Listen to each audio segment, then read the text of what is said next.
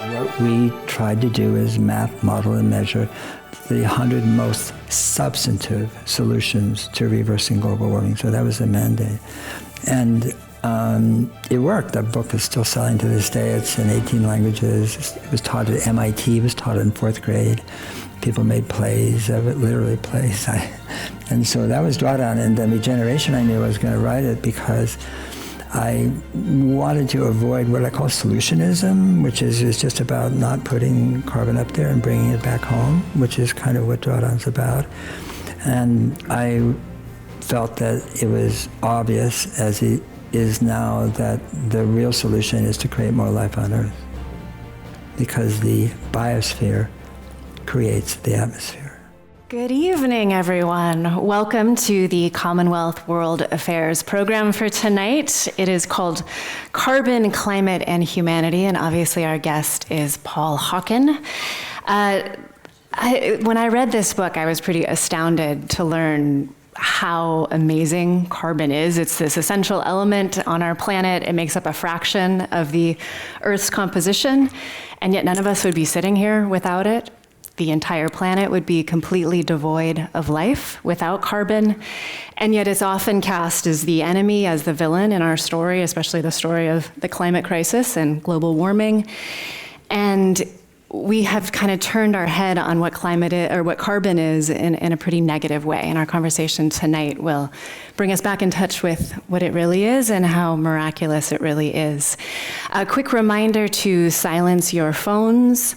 Let's just turn them off. Let's not look at them. Let's not distract anyone else tonight. On your seat should be a sheet of paper if you want to ask a question to our brilliant author tonight. Please do so. If you are joining us online, you can put a question in the chat.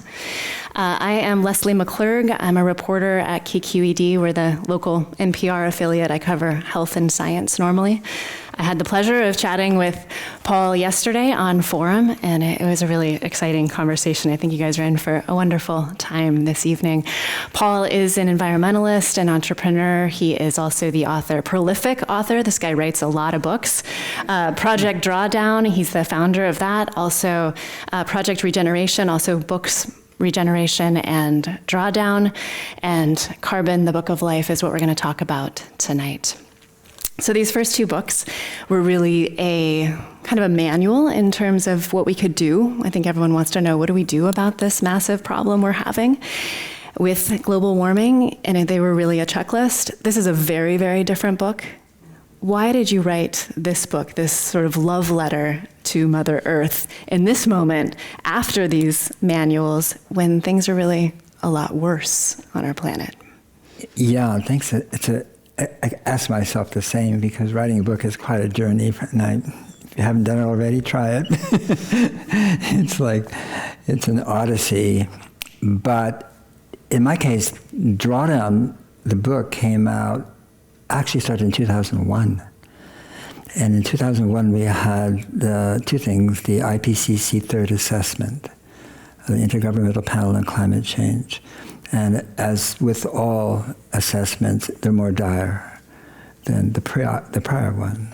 And at the same time, we had 9/11 in New York. And the two of them sort of met within me. I'm going, I knew that nothing would be the same after 9/11, but I had no idea how it would not be the same, or when, or what, or just that something extraordinary had happened. Tragic and extraordinary. At the same time, when I read the third assessment, I just felt like, as always, the IPCC is fudging. It's actually worse than what they say, and the reason is it's because of consensus science. So Saudi Arabia has a say in it, and Venezuela, and the United States always tamps it down. So does the Soviet Union. And I'm sure, as all you know, there's no such thing as consensus science. Science is not a belief system. It's not an agreement. It's science.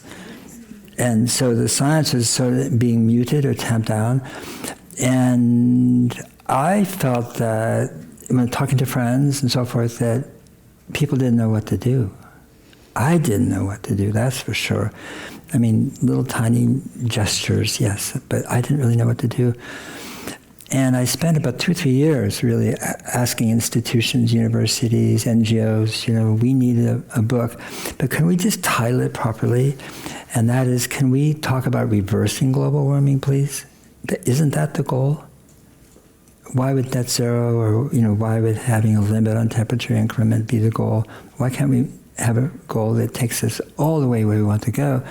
And that's drawdown, that's the turn. And people are very nice, and they said, we don't do that, and why don't you do it? I said, if I knew how to do that, I wouldn't be here asking you. And so it went for 3 years, 2, 3 years. And then I literally forgot about it. I didn't forget, obviously, because it came back up again, but I forgot about trying to pursue it until 2013, when Bill McKibben wrote his piece in Rolling Stone, Global Warming's Terrifying New Math. And what he did in that is he had read Mark Campanelli's work at Carbon Tracker in London. And Mark had basically analyzed the balance sheet of every coal, gas, and oil company in the world. And how much coal, how much natural gas, how much oil was in the ground, that is their assets. And what Mark was saying is that these are not assets, because we can't burn them. And if we do, we're Venus, it was just ridiculous. What Bill did in his article is set a match to it. He said, let's try it and see what happens. And then he described what would happen if we burn the coal, gas, and oil that we have discovered thus far, like at that time. And people came to me and said, it's game over. And I heard it from different people who didn't know each other. But we tried, we worked at it, we were active, we did this, we did that. Several said, I'm moving to British Columbia with my kids and wife. I'm going north, just like the trees and birds and animals are doing right now. And that's when I decided I'm going to have a go at it. I'm going to have a go at it. And I didn't know what to do, but I could just work with other people. And so once there was a we, there was a me, and then 2 and 4 and 6. But then we found sort of PhDs, postdocs, and really great people from all over the world, 60 of them, all 6 continents, in many languages, to be our researchers, because we wanted to come from the globe, not from, just the U.S. or, white males, and so half female, half. But we didn't counting, but that's what it turned out to be. Very diverse group of people, very smart group of people. And what we tried to do is map, model, and measure the 100 most substantive solutions to reversing global warming. So that was the mandate. And it worked. That book is still selling to this day. It's in 18 languages. It was taught at MIT. It was taught in 4th grade. People made plays of it, literally plays. And so that was Drawdown. And then Regeneration, I knew I was going to write it because I wanted to avoid what I call solutionism, which is just about not putting carbon up there and bringing it back home, which is kind of what Drawdown's about. And I felt that it was obvious, as it is now, that the real solution is to create more life on Earth, because the biosphere creates the atmosphere. Actually, they're one and the same. Just like you have gas, lungs, in your body, and then you have your solid body, but you're one human. And our Earth is one Earth, and that counts the atmosphere, yeah. And so then I was watching the climate narrative, if you will. What do we say? What do we hear? How do we speak to each other about climate? And as an English major, I didn't do very well at it, but I was an English major. And I started to look at the language, and I said, you got to be kidding. This language is so oppositional to actually what we want, because we're talking about fighting, tackling, right? Climate. We're talking about, the war. We're talking about fixing. And as a white male vertebrate, I can tell you those are male verbs. But what's wrong with them is that they're assuming that the climate is something else. It's other. It's out there. And like the climate crisis, we hear it all the time, right? I'm going to fight the climate crisis, right? Good luck. The climate is not in crisis. It can't be in crisis. It's impossible. It's not going to have a crisis like a human. Right. Yeah, I mean, it's just climate. Just doing its thing. It's responding to inputs and changes. And the inputs are actually greenhouse gases, and so it changes. So the crisis is down here.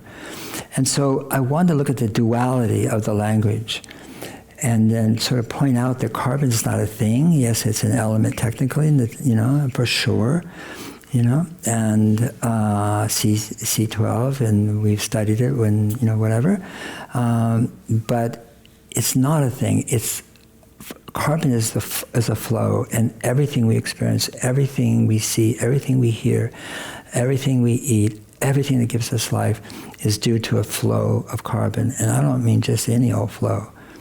A huge, extraordinary flow, because you have 1.2 trillion carbon atoms in every cell of your body. And every cell is a rip-roaring chemical experiment going on inside, right? There's 10 trillion atoms. In each cell, you have 32 trillion cells. So there's for starters, right? And you have about 40 million microbes surrounding you, in you, on your eyelashes, inside, without which you would die immediately if you didn't have them, by the way. They're all carbon-based, right? So I wanted to, in a sense, try to create a sensibility with the book of a world that is exquisite, that's complex, that's extraordinary, that is alive on every single level, and that we are not separate from nature. It's not out there somewhere. And that that dichotomy, that way of looking at the world, as if it's other and we are, what are we? I don't know. If we separate ourselves from that, we are inseparable. But to understand that, to see that, to read about it, to me, I was trying to create a sense of wonder, a sense of awe, a sense of, not to make anybody wrong, but actually to kind of bring our heart and our consciousness and our awareness to a level where we began to really be grateful and of who we are and what we are and where we live and how extraordinary it is, as opposed to seeing it as something that's a threat and fear. I'm not saying that fear isn't justified, especially given the last 6 months, right? The political arena, but I'm not saying that it's understandable to have fear, but we shouldn't be afraid of life. That's the one thing we should not be afraid of. So I wanted to change the language, and I wanted to change how we see ourselves in the relationship, to all of the living world. We are the living world, but to all other 8.7 million species, 0.3.4 trillion creatures who are our earthmates, and they live here with us. I imagine a lot of people in this room tonight are here because they want to get some of your wisdom, but also try to make sense of this moment on the planet, and make sense of this government, this, president who's saying drill, baby, drill. What would you say in terms of folks trying to, are you losing hope? Are you grieving more? Is there hope still in this moment? I think, like everybody here, I'm gobsmacked. Like, what the, how, and somebody explained it to me, that how can somebody who actually only lies, we've all probably told a lie in our life, okay? And we, we regret it, and we can regret it for years, just like, oh man, wow, this person doesn't know how to tell the truth. And I understood from a psychologist what's called a power lie. It's called a power lie. And it means he just says it all the time, all the time, all the time, all the time. And some people believe it, and he doesn't. He doesn't believe it or not believe it. He's just lying. And as to show that he has power over you. That's what the power lie is about. But part of the reason I don't have hope is because I think hope is and I was taught this in, when I studied Buddhism, is really the mask of fear. You can't have hope unless you're afraid that something will happen or is happening or could happen. And so you hope, fill in the blank. So what we need, in my opinion, is actually courage now, fearlessness. That's what we need to do, to be and to act in that way. And that gathers us together too. Fear does not. Hope, whatever. And fear is a mind killer. It's in Dune. It's in the movie, but it's also true. And so hope to me is like kissing cousins with fear. But courage is about heart, courage in French, right? The heart. It means the heart. And what I do feel, for sure, Leslie, is grief. That I feel sometimes to the point of tears. I'm a fifth generation Californian, and I've seen it change, especially because I spent almost all of my youth and years after outdoors, in the Sierras, everywhere, in the valley, of course, in the coastal range, on the water. And so I viscerally understand the change. In other words, I don't have to read about it. I can see it and feel it and be, just like Bernie Krause, a friend of mine, who's extraordinary bioacoustics. He records the sounds of nature, and he's been doing it for decades. And there was one place near his home in Sonoma where he went every year. I think it's like under an oak tree, and and I think just last year, for the first time, there was no sound at all. It used to be a cacophony. Insects and birds, just. He has the tapes to show it too, to prove it.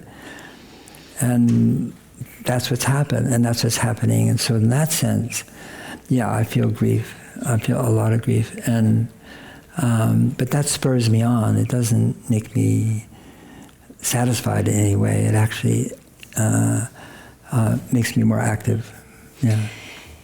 We've had you on several times on Forum for your various books, and someone or several people always call in and ask, well, what can I do as an individual? And I've heard you answer the same way on several shows, which is get to know where you live. I don't think most people know where they live. Right.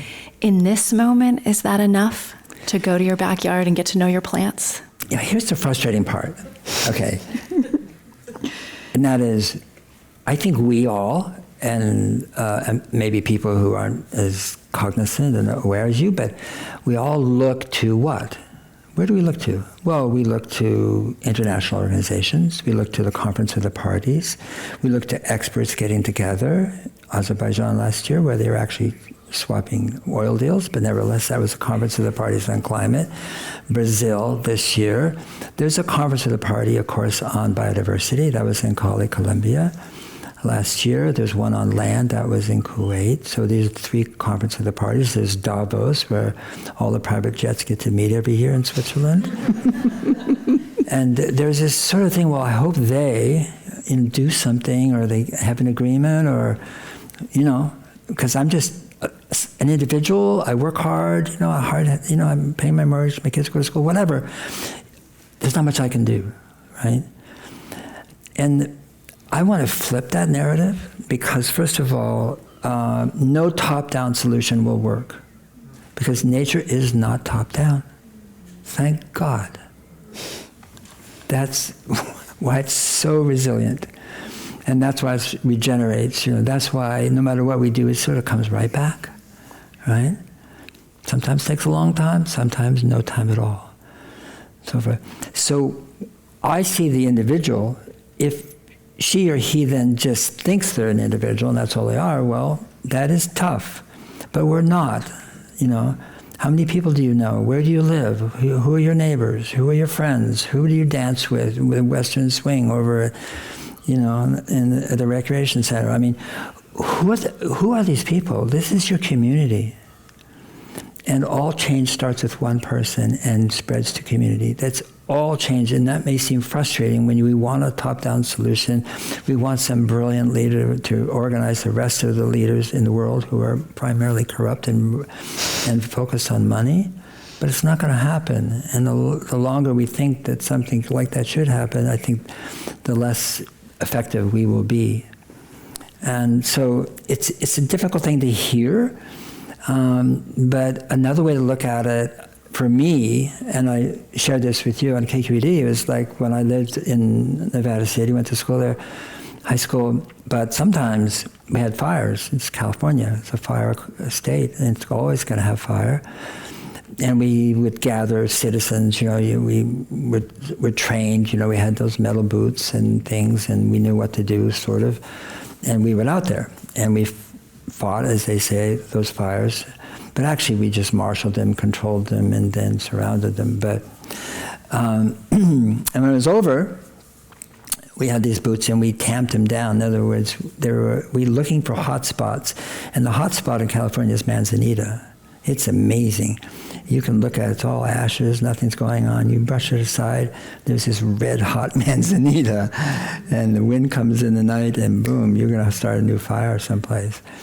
And so we would do that, and then we're done. We're all covered in black carbon, appropriately, and the fire's out. And then the spring comes, and you see grass that is so beautiful because it's been fertilized by the ash, the nutrients in the ash. And you see wildflowers that you expect to see, and you see wildflowers that don't bloom for 50, 60, 70, 100 years until they're heated by fire. Why those seeds decide to be that way, those flowers, those plants, how they evolved over time, Lord knows. But it's so beautiful. And what I say is we have the fire and the spring at the same time. The spring is human beings. There's a website called Restore with no E, RESTOR.ECO, Restore Echo from ETH, the University in Switzerland, in Zurich. Tom Crowther did it. It's 250,000 places on earth where people are restoring life. And see, the thing is, would you know that? No. Who would know that? Do you read about it? No. Where would you read it? In the Guardian, the Post, the title? That's right. You dropped your subscription to the Post. So did I. But the Times, or the Financial Times, or wherever, you never hear about it. It's too small. It doesn't make the news. There's nothing newsworthy about it in that conventional sense.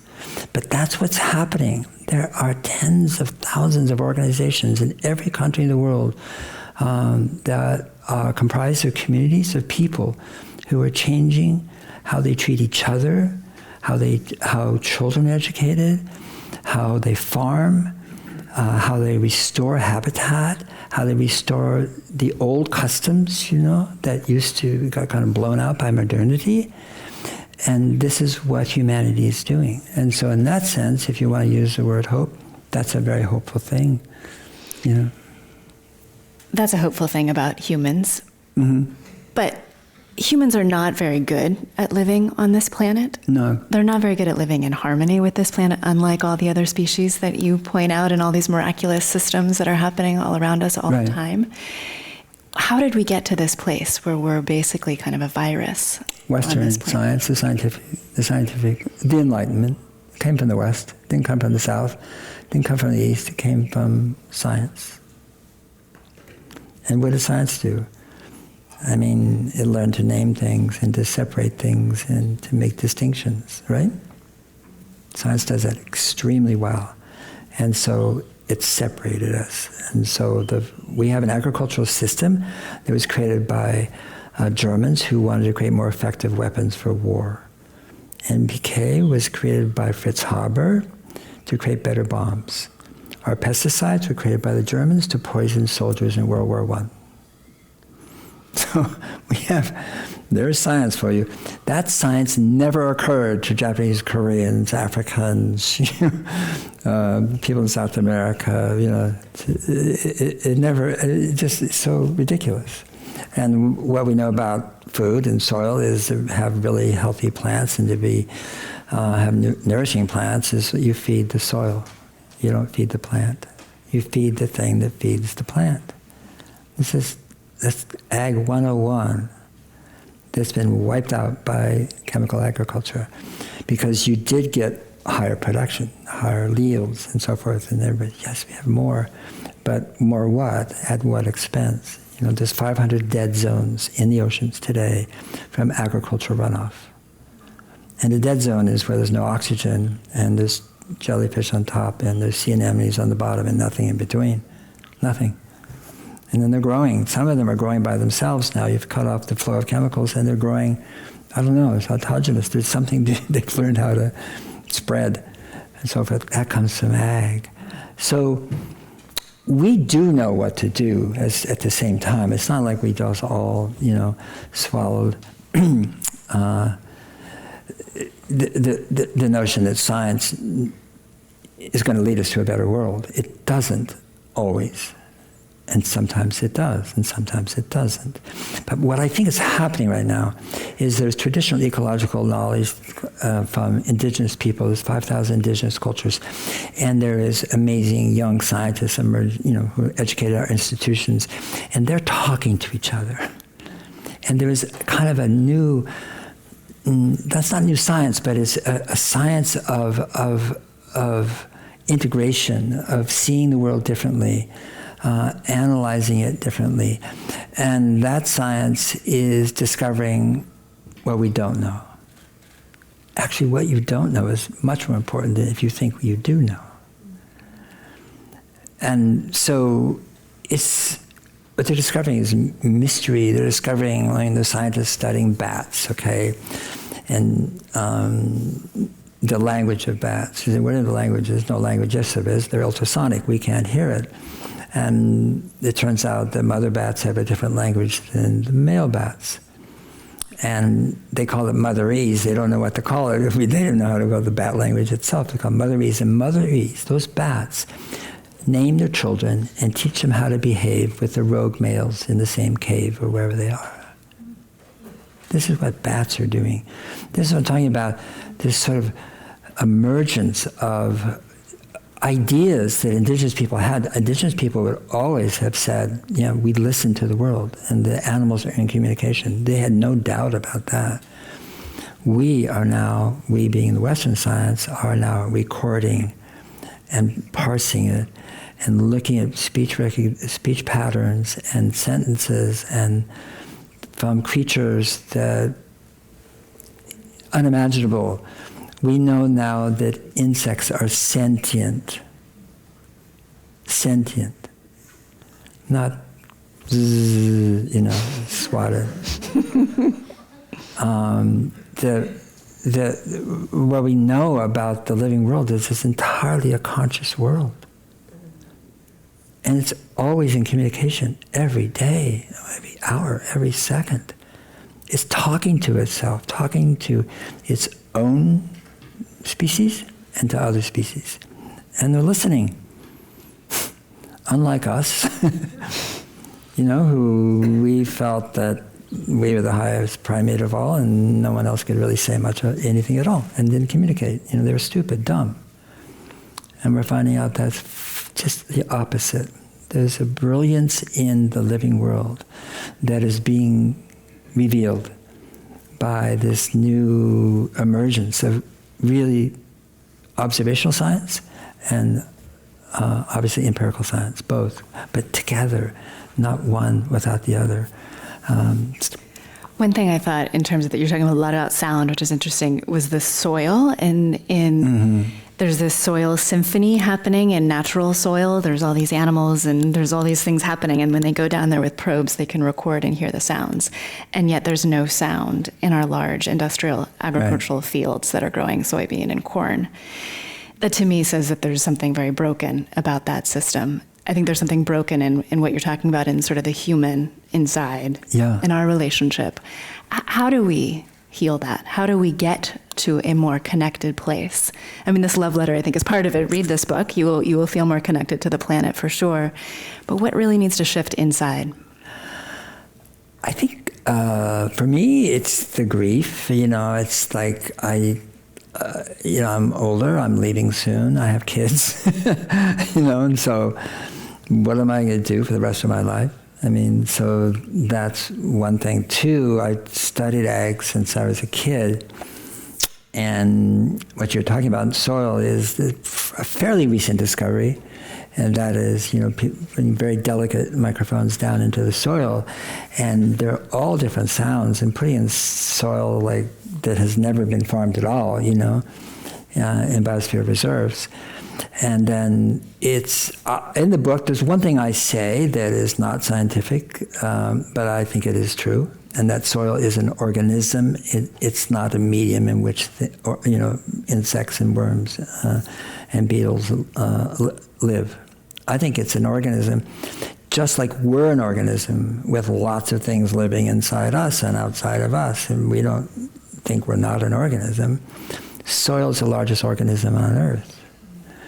And it is true that when you go to Nebraska or corn, these big corn soy, Iowa and Nebraska, the big corn soy farms, stick the same probe down there. Dead silence.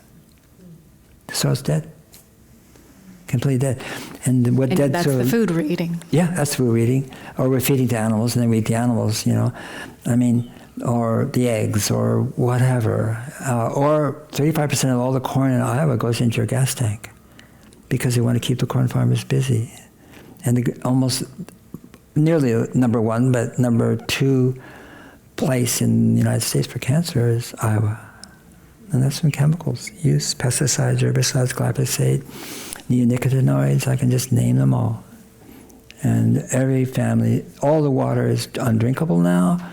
Every family has, there's farmers that I've talked to, they've been there a long time, these are older guys, and women, and they have their grandchildren and great-grandchildren with cancers that they've never seen before in Iowa. That's our ag system. So one of the things we can do is really, really pay attention to which food you're eating, where it comes from, how it's produced. Go to the farmer's market, talk to those men and women. They're amazing people. And find out. And these are people who care. They're not there to get rich. They never will get rich in a farmer's market. They're there for a different reason. And that is what we need to nourish ourselves with, not only their spirit and their kindness and their compassion and their knowledge, but also the very food itself. Yeah. Our government, our president is telling us that we need to annihilate all of these institutions. Yeah. You also talk about the fact that our institutions are very broken. I imagine you would do it very differently. But if we just pick, so our government's not going well, our healthcare system's not going well, our education center system's not going well. If you just picked one, let's just pick education, for example. What do you wish our teachers were teaching our kiddos? Well, what I wish is all those institutions and certain ones that corporations get the hell out of them. That they really be standalone institutions for people who are trained to have great knowledge. And so on education, I don't know that so well. Fair enough. You can pick a different one. Well, the DOE, I don't know it very well. I really don't. I left school early because I didn't. You'd like to be outside. Getting educated. So, but in ag, it's virtually controlled by Monsanto, Bayer, Syngenta, Corteva, Cargill. The food is virtually controlled by all the big food corporations. They're the ones who make sure that with food stamps you can get Coca-Cola and Pepsi and potato chips. And people like, Congress people say, can we just take that out? They should be eating fruits and vegetables and, carbohydrates and meat and protein and so forth. And no, they can buy anything they want. And so that's, and then we have our so-called healthcare system, which is a sick care system. It's $4.7 trillion now. It's 20% of the economy. and it's completely dominated by pharmaceutical companies. And then we pay, 5, 6, 7, 8, 10 times more for pharmaceuticals than people in any other country in the world. That is the collusion between pharmacy and so Congress and so or the FDA and so I agree in some ways. These institutions don't work very well the way but they don't work well when they are basically corrupted. When they're not corrupted, a friend of mine, Jay Bluchenko, was head of NOAA. What an amazing group of people, National Oceanic Atmospheric Administration. They care so much. They do such good work. They learn a lot. They have fun.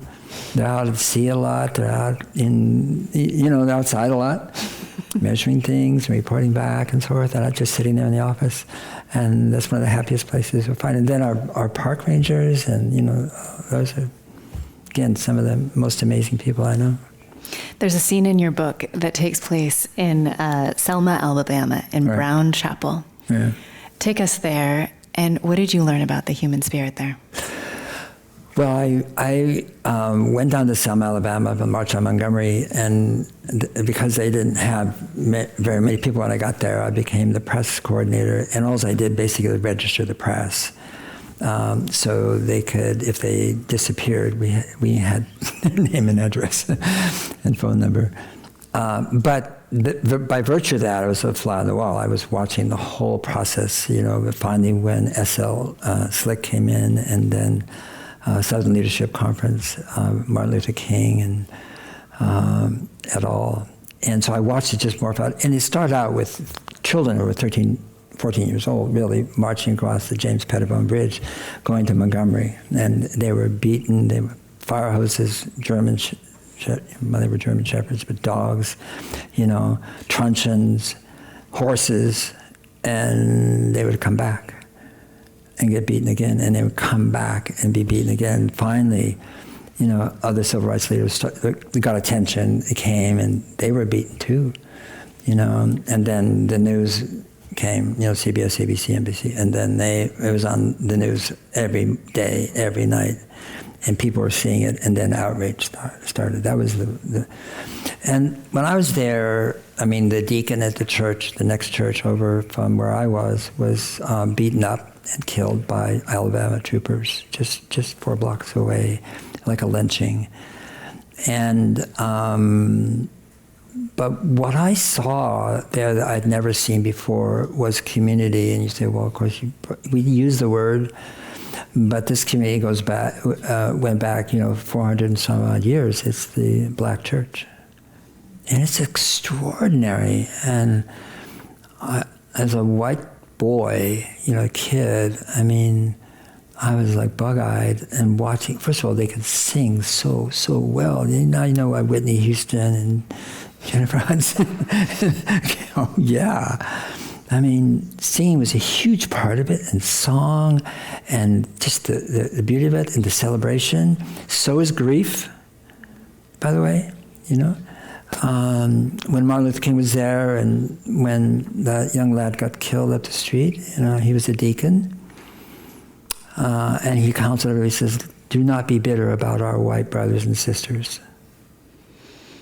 Do not go there.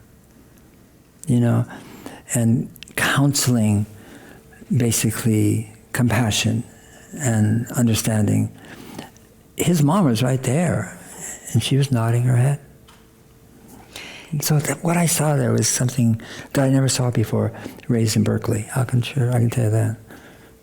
Is there a lesson in there in terms of the othering that could be applied to today? Our country is dividing so dramatically in this moment. And it's like, you're one of those, you're doing that, you're voting for him, Well, that church emerged out of duress constantly. I don't think there's a man that I met in Selma, husband, son, brother, that hadn't been demeaned by white people in front of his children or wife. I don't think I met one.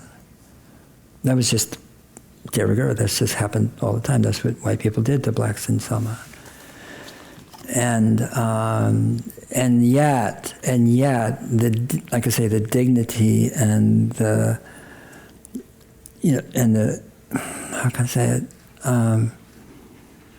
the quality of their behavior, of their being, of their consciousness, of the way they spoke to each other, and to me too, was extraordinary respect and politeness.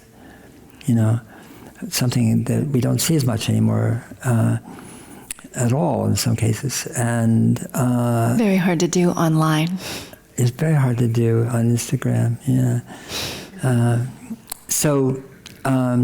Good, but what I took away from that is what is potential in human beings, and especially comes out of suffering, came out of suffering, it didn't come out of, privilege, it didn't come out of money, it didn't come out of, the ability to exploit, it didn't come out of extraction, it didn't come out of those things, that really that populate and inform our culture today.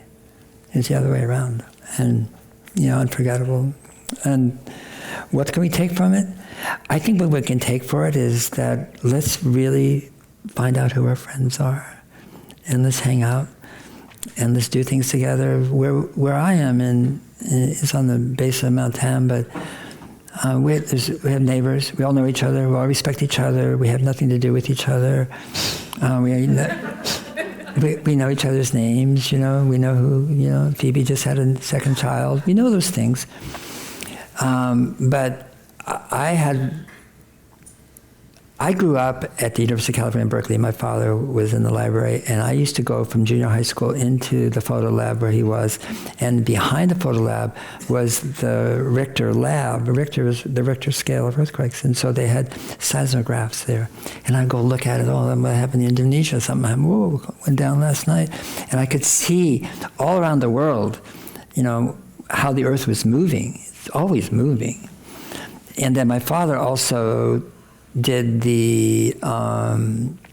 took all the imagery from, there was out of the 1906 earthquake, and then rephotographed it to save it and archived it. And I was looking at all these images up in Sonoma County too. I mean, it wasn't just San Francisco and Marin. And so I was sort of steeped in earthquake. And then I lived in Japan for a while, where the houses are built to go like this, and we and the earthquakes all the time. But I had a dream 2 months ago that there was going to be an earthquake here in April. It's the weirdest thing. I don't have prophetic dreams. I'm not a prophet. Don't trust me when I can assure you.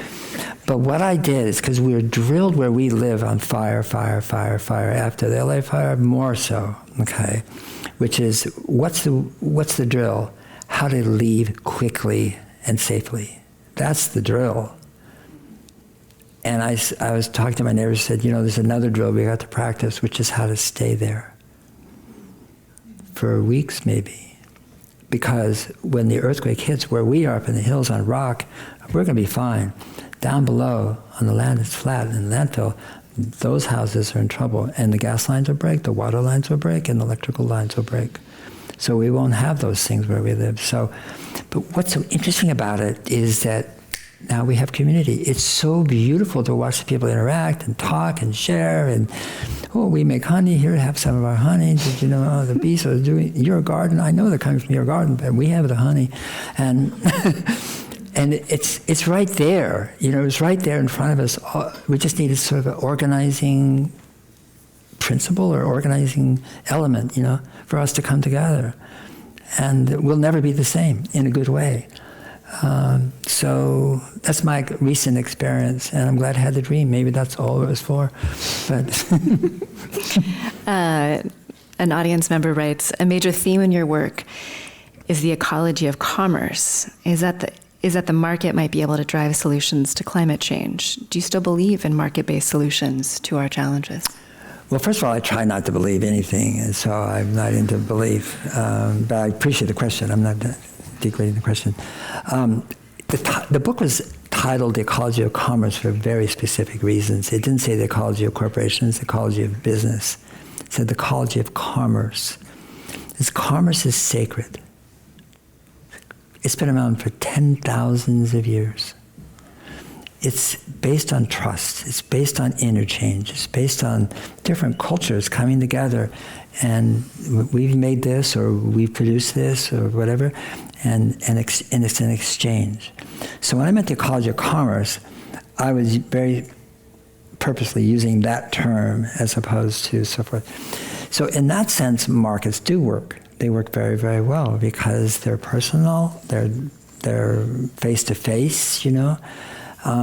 And it was sort of underlined when Lewis and Clark got to Washington State, and they saw, I don't know if wampum actually is a native name or was that a colonist term for it, but anyway, beads. And there was beads in the wampum, the necklaces that were from Patagonia, Chile. It's the only place those shells existed. How did they get there? Exchange, all the way up. The Americas, Mesoamerica, up the coast of the Pacific coast.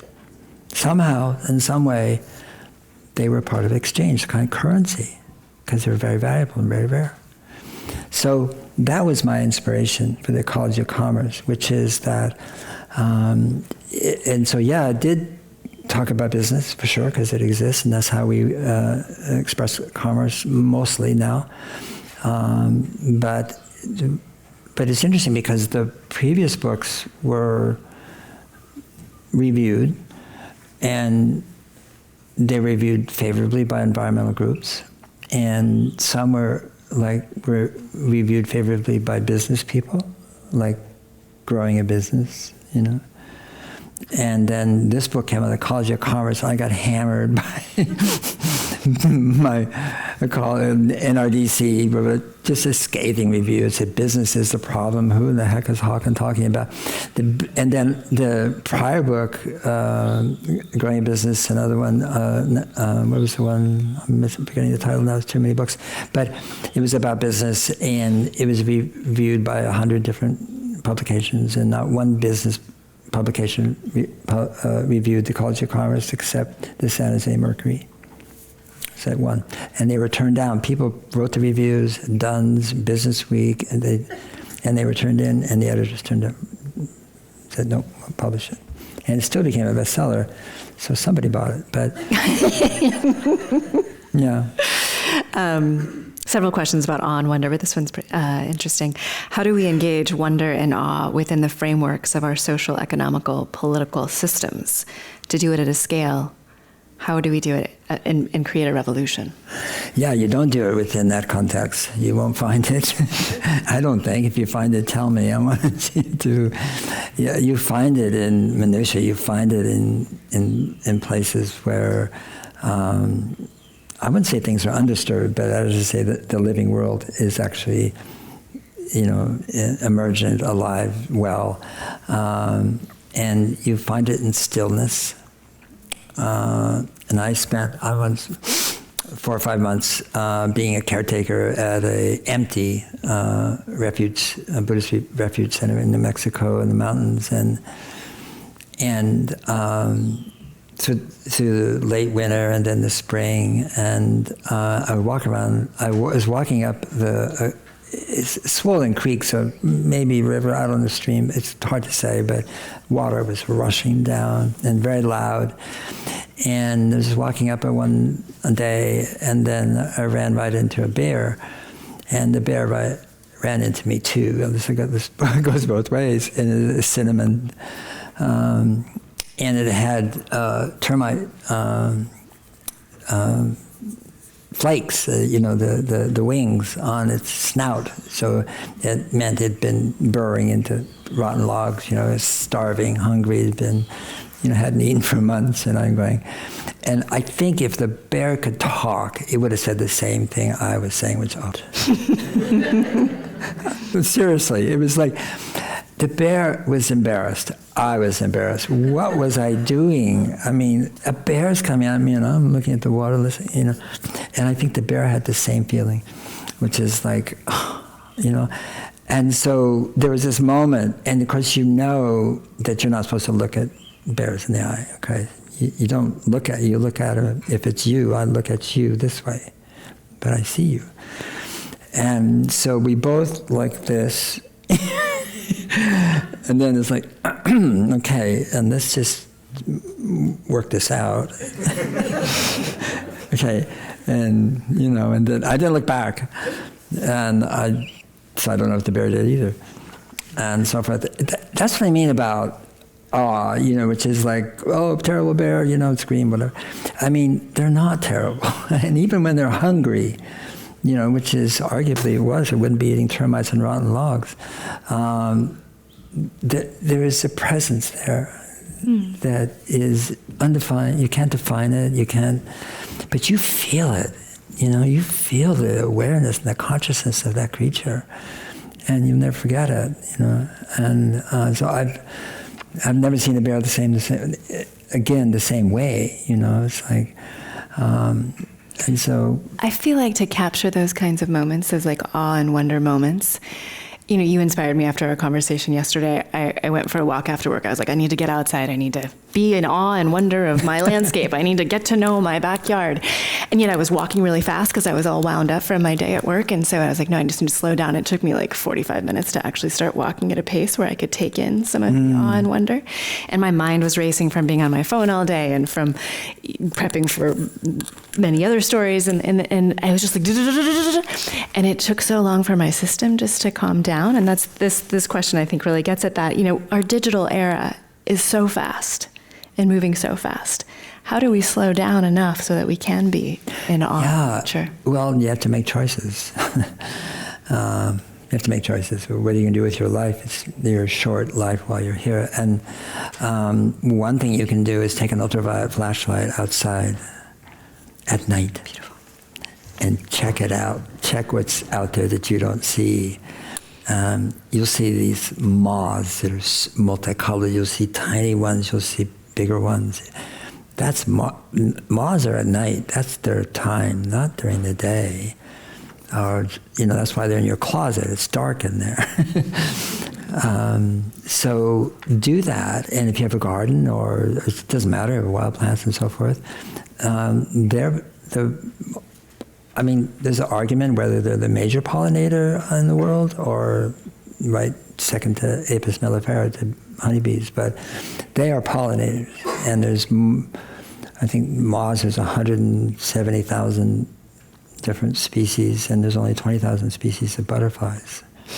So they're dominant in Lepidoptera. But forget the names in the Latin. Look at the beauty of these creatures, and you'll see that at night. And you'll see they're hanging out sometimes, not flying. And when they fly like this, that's to avoid bats. So bats use it ultrasonic, and the moth is going like that. They're not stupid. They're really smart. And they do know how to fly so well that they can go herky-jerky.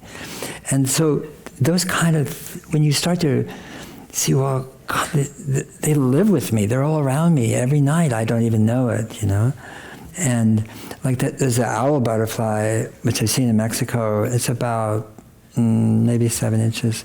Comes out at dusk. And do look it up on Google, an image. Look it up, really. And what you'll see... Not now. No. But you'll see 2 eye spots on it, okay? And eye spots on an owl butterfly,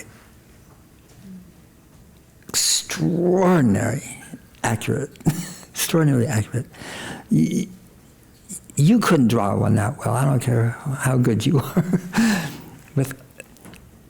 How did that owl create perfect eye spots? Because the eye spots are to scare other birds away.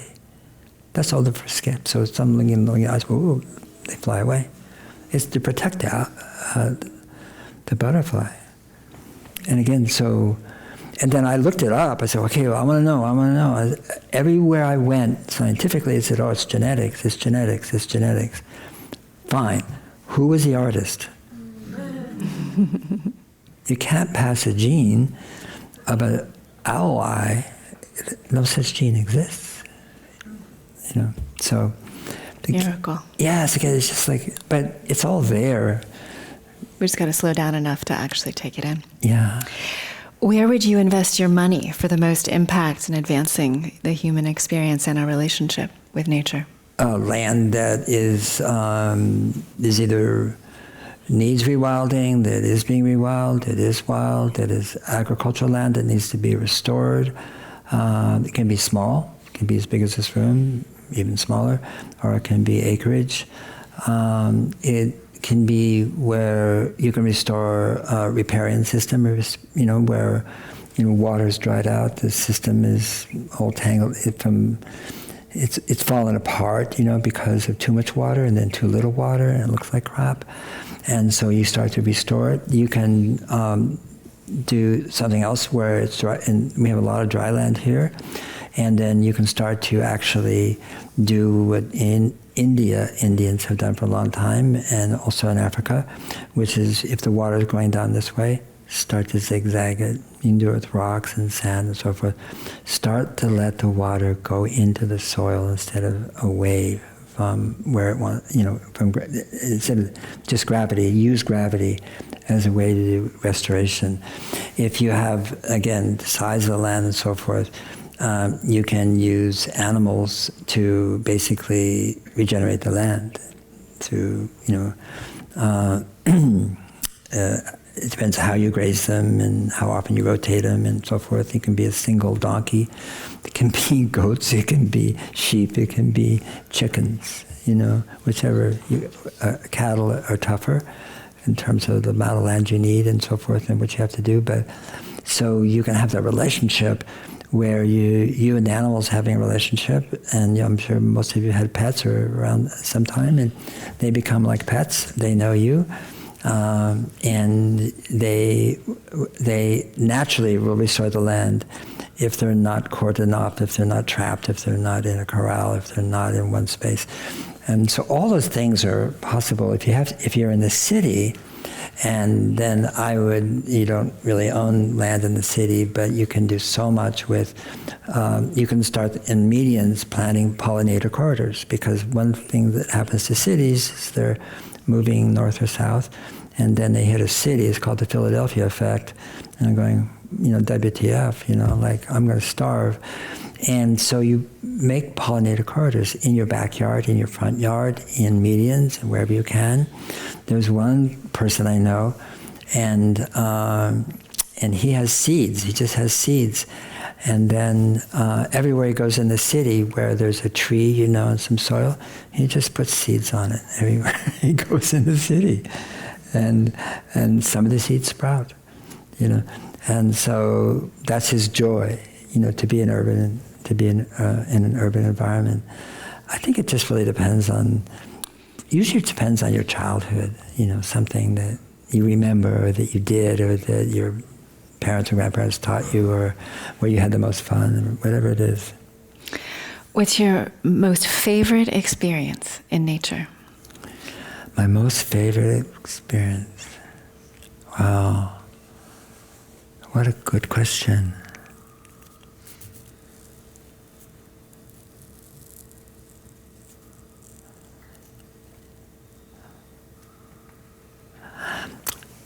My most favorite experience in nature was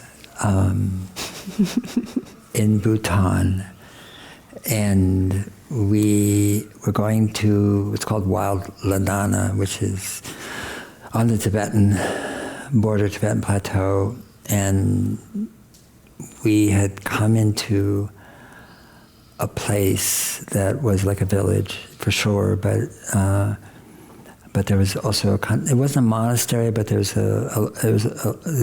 Buddhists there as well in a kind of semi-monastery situation. It was such a small village, and we were there, and all of a sudden, they had these deer that are about this big. I forget the name of them. And it went running through where we're camping, the grass, and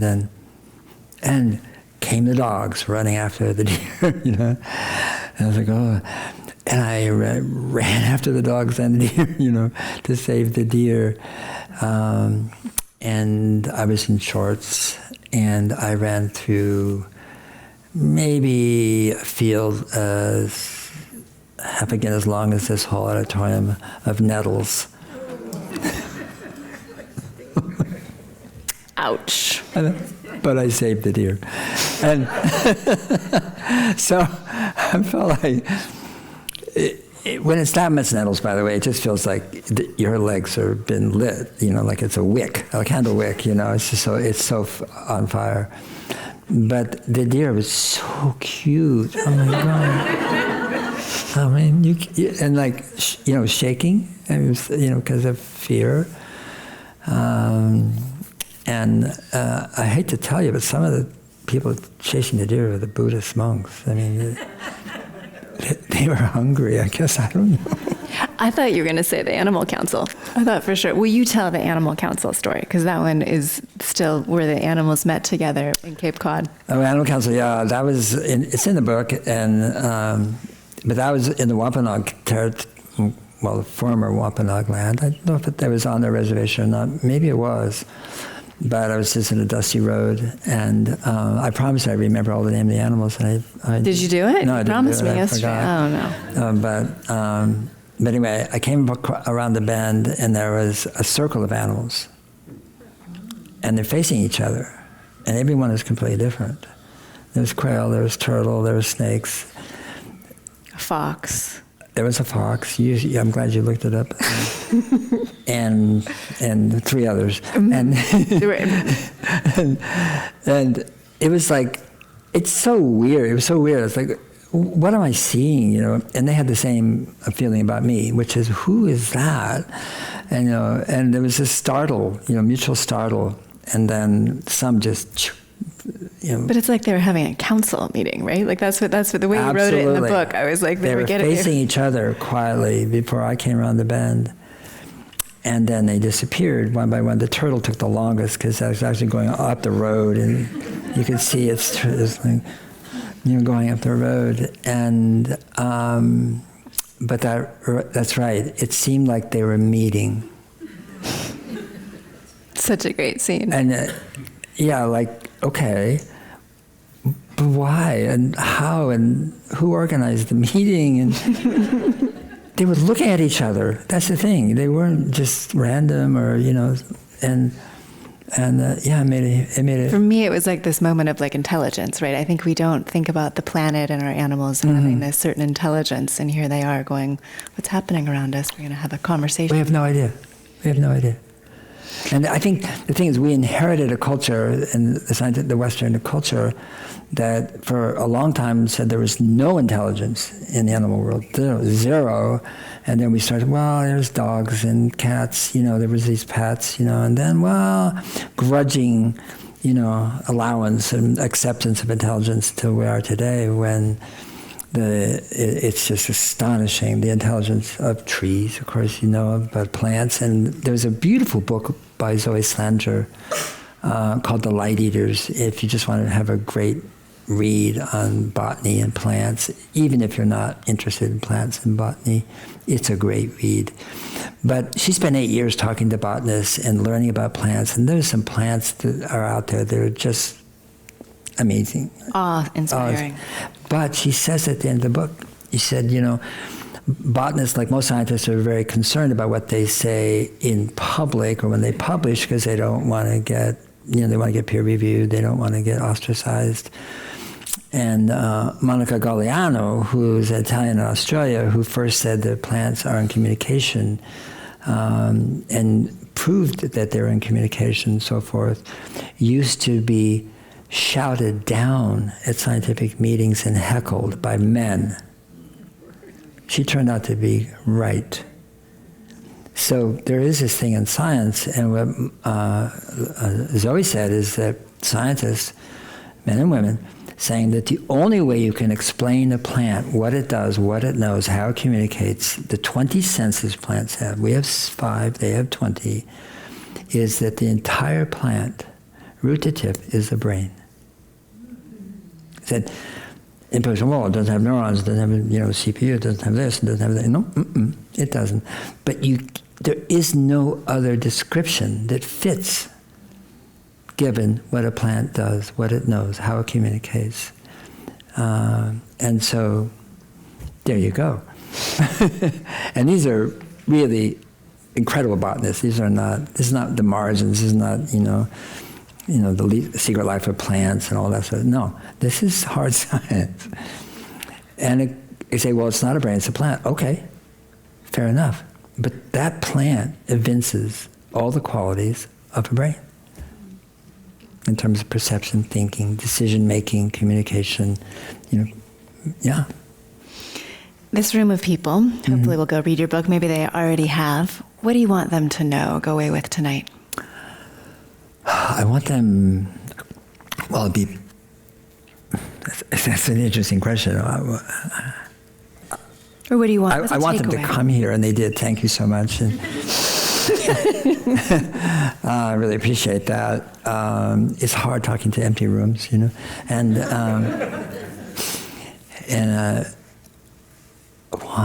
want. I would give you the book if I have it. The book is about discovery and appreciation and gratitude for me, and it's serendipitous. It's not like, I set out to write the book and then I looked for all the things that fit into the outline of the book. I had no outline. I had sold the book 11 years ago to Penguin, and then I got busy writing other books, and they kept renewing the contract. And finally they said, you got one more year, and otherwise we want our advance back. And so I started it, writing it, and it was completely different than what I had proposed 11 years prior. In fact, not even related. And they waited with bated breath, too, because I said, just wait, I'm sending it in, don't worry. And he said, well, you only have 2 more months, I was like, and so I didn't. But for me, it was just what I've shared, which is seeing this kind of, I want to say new science, but this quality of emergent science that is really a coming together of people, that is indigenous people, cultures that have been here a long time, and who don't have the word nature. They never thought of it as something else, and who listened to plants and didn't think it was a big deal. I was like, yeah, okay, plants, and obviously took plant medicine in some cases, and in Western science, which is extraordinary in its own right, no question about that. And to see that sort of intermingling and commingling and coming together, and what's coming out of it is something that is different than anything that has preceded it. And so I want to share that with you, and I would love it if you can read the book and give it away or whatever. The libraries have it. It's not that I want you to buy it. I want you to know that there is something happening in the world with thousands and thousands of people, by the way, who are just actually reimagining and telling a new story of who we are and where we are and who's with us, who is with us, and I'm going to say this, what they're thinking, the intelligence, the extraordinary ways that the rest of nature, because we are nature, the rest of nature works and operates and cooperates, and it eats itself too, of course, but and so you can develop a really deep appreciation for where you live and who you are.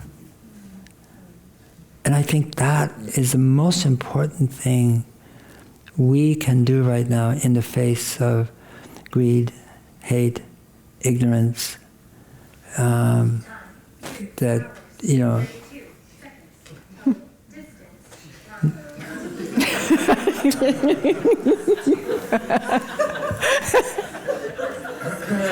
Good job. That was actually a frog. They're so smart. 32 feet from the...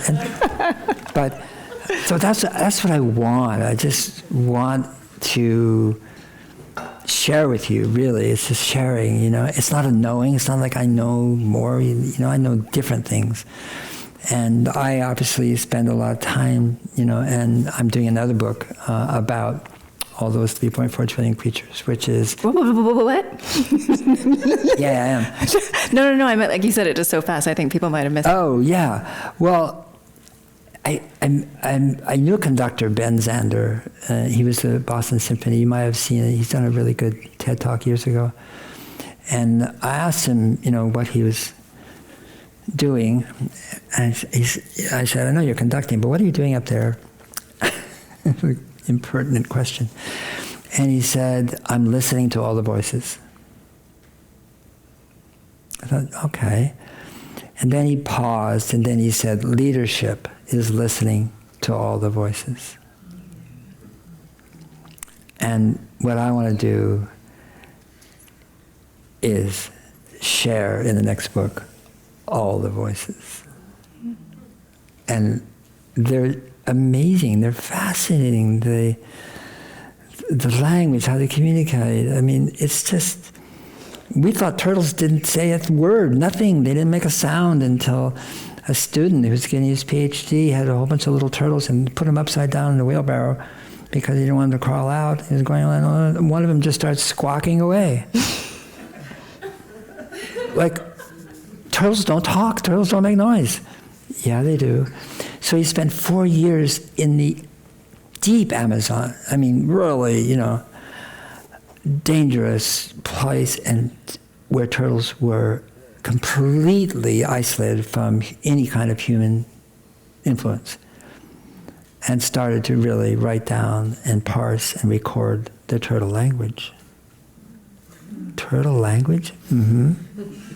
They're very clear about, like cats, they're very clear about what they want, what they don't like, how they talk to each other, the young. And so that's what I mean about, the next book is about all the voices, and not to say that, one's better at this or that. It's just that there's 3.4 trillion voices on this planet. Fish, each fish has a different speech, different talk, different sound, we don't know what they're saying, but they talk. We know the coral seeds. If you play the sound of the fish that were on that reef that is now gone, it's been bleached out. If you play the sound of the fish that were there, the coral seeds, which are just like this big, little BBs, go back to the coral reef and repopulate it and regenerate it. That's the voices. It's the voice of the fish. That's the sound, the awe. That's what you'll get from reading this book. I wish we had more time. Yeah, but me too. That is all of our time. Thank you so much, Thank you Paul, so much. for all of your inspiring stories. Thank you.